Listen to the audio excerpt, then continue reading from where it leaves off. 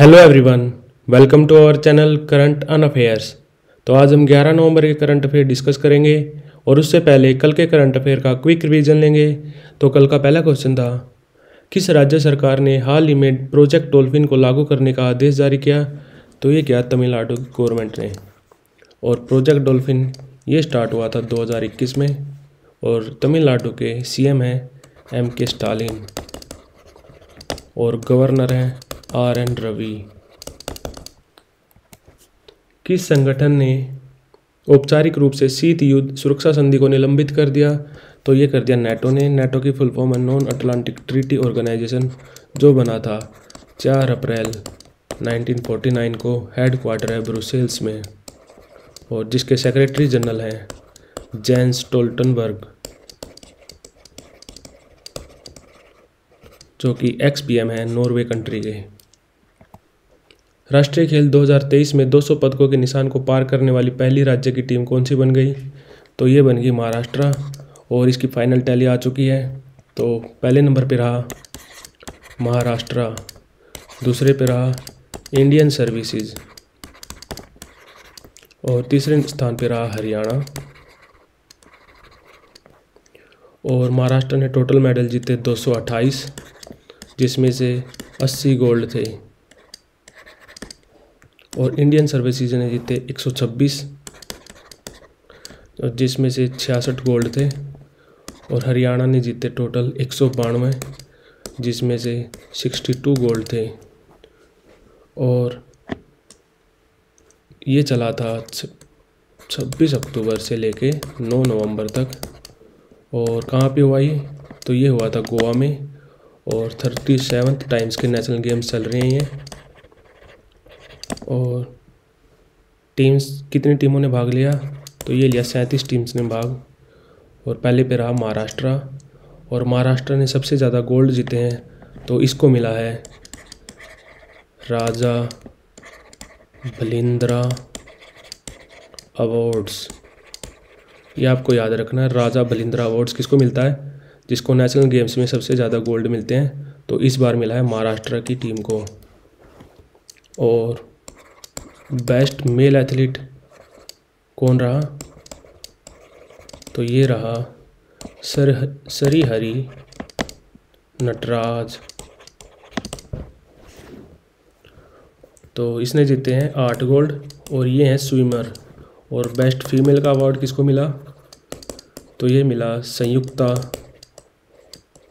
संयुक्ता प्रीसेन को, जो कि हैं जिम्नास्ट और इसने जीते हैं 4 मेडल।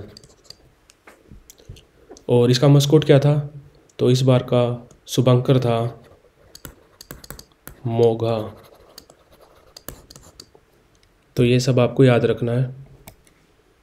कृषि और किसान कल्याण विभाग ने किसके साथ कृषि 24/7 मंच विकसित किया?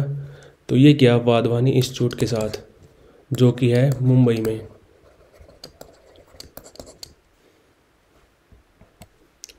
राष्ट्रीय सहकारी ऑर्गेनिक लिमिटेड के भारत ऑर्गेनिक्स ब्रांड को किसने लॉन्च किया? तो ये किया सहकारिता मंत्री अमित शाह ने। कौन ओडीआई विश्व कप में सबसे तेज शतक बनाने वाला बल्लेबाज बन गया? तो ये बन गया मैक्सवेल और इसने टोटल गेंद ली 128। किसके खिलाफ? ये मैच था अफगानिस्तान के खिलाफ। और ओवरऑल पूछे तो वो रिकॉर्ड है ईशान किशन के पास। उसने 126 बॉल में दोहरा शतक लगाया था बांग्लादेश के खिलाफ।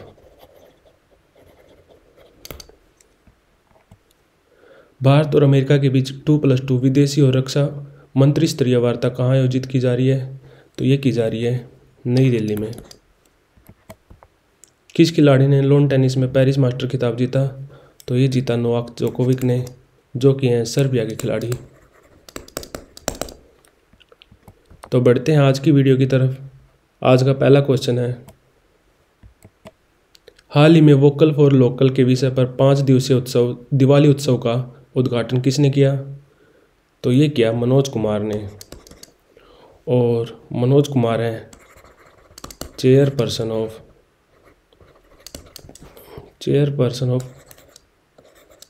KVIC, यानी कि khadi and village industries commissioner Manoj Kumar. और ये कहाँ पे हुआ? तो ये हुआ दिल्ली के कनॉट प्लेस पे, यानी कि सीपी नई दिल्ली। तो आंसर है मनोज कुमार।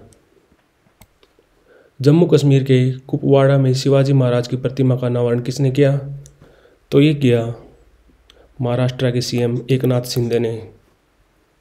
और मनोज सिन्हा है DG of Jammu Kashmir, sorry LG, lieutenant governor of Jammu Kashmir है मनोज सिन्हा। और शिवाजी महाराज की प्रतिमा का अनावरण किसने किया?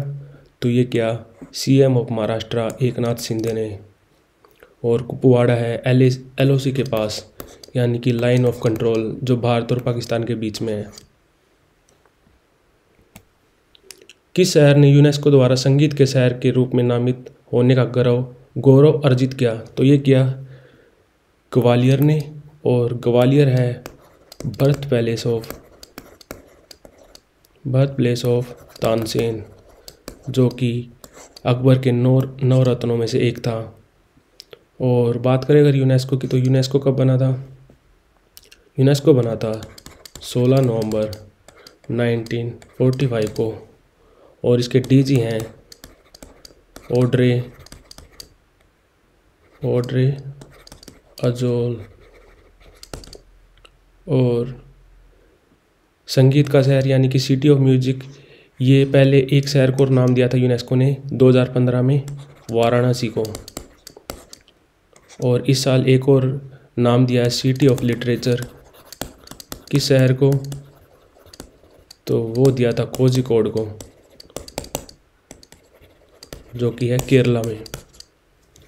तो आंसर है ग्वालियर। किस मंत्रालय ने व्यापक डिजिटल विज्ञापन नीति 2023 को मंजूरी दे दी? तो ये दे दी इंफॉर्मेशन एंड ब्रॉडकास्टिंग मिनिस्ट्री ने, जिसके कैबिनेट मिनिस्टर हैं अनुराग ठाकुर।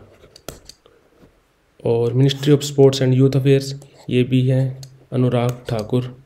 और फाइनेंस मिनिस्टर हैं निर्मला सीतारमन। और फिशरी एनिमल हस्बेंड्री और डेयरिंग मिनिस्टर कौन है? तो वो हैं पुरुषोत्तम नरूला। तो आंसर है information and broadcasting ministry. Association of mutual funds in India के मुख्य या सीईओ कौन बने? तो सीईओ बने हैं इस बार वेंकट नागेश्वर चालासानी। और बात करें सत्या नडेला की, तो ये सीईओ ऑफ माइक्रोसॉफ्ट। और अरविंद कृष्णा है सीईओ ऑफ आईबीएम। और आईबीएम की फुल फॉर्म क्या है? तो आईबीएम की फुल फॉर्म है इंटरनेशनल बिजनेस मशीन्स।